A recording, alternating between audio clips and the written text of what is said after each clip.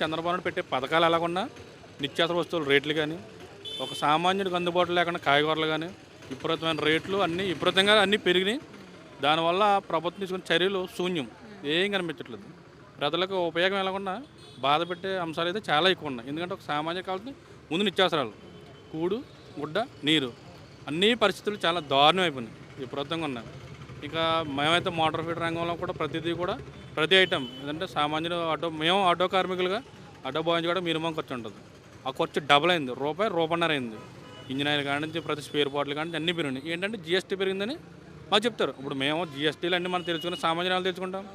అప్పు చేసినా బాగు చేయించుకోవాలి. కష్టపడి తెల్లవారు తిరిగి ఆ రూపాయి ఇటుకెళ్ళి మన బ్రతుకు సాగించాలి.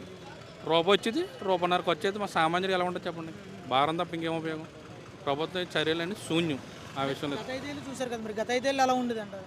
గత 5 ఏళ్ళలో పెరగకపోవడం పక్కన పెడితే కరోనా లాంటి కొత్త కారణాలు కూడా మనం చూసాం గత 5 సంవత్సరాల్లో.